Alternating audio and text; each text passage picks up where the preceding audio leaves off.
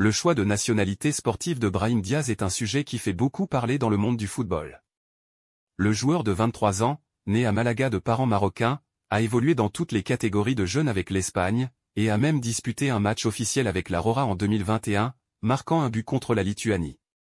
Cependant, il n'a pas été rappelé depuis par le sélectionneur espagnol, Luis de la Fuente, qui ne semble pas compter sur lui pour l'Euro 2024. Face à cette situation, le Maroc a tenté de convaincre Diaz de changer de nationalité sportive et de rejoindre les Lions de l'Atlas.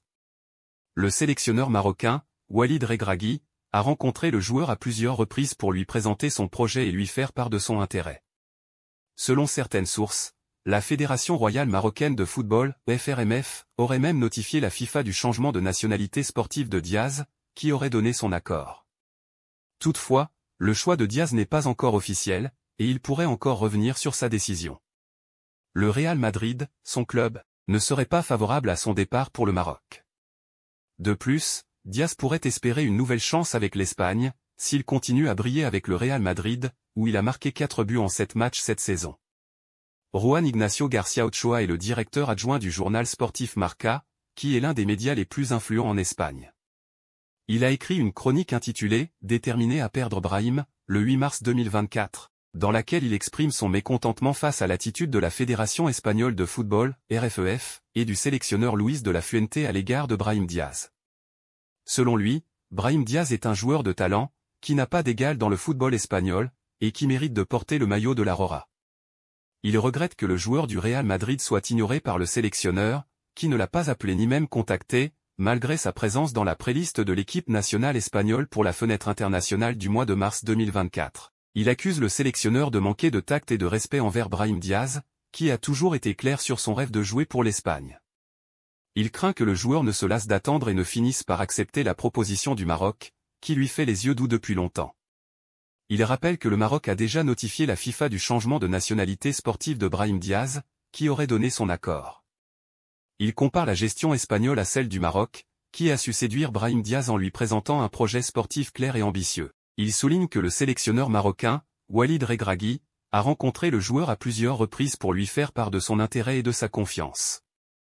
Il déplore que l'Espagne n'ait pas fait le même effort pour convaincre Brahim Diaz de rester fidèle à son pays de naissance. Il conclut sa chronique en lançant un appel à la RFEF et au sélectionneur pour qu'il réagisse vite et qu'il sauve le soldat Brahim, avant qu'il ne soit trop tard. Il affirme que Brahim Diaz est un joueur différent, qui peut apporter beaucoup à l'Espagne, et qu'il serait dommage de le perdre pour une question de gestion. Il espère que Brahim Diaz portera le maillot de la Rora lors de l'Euro 2024, et non celui des Lions de l'Atlas.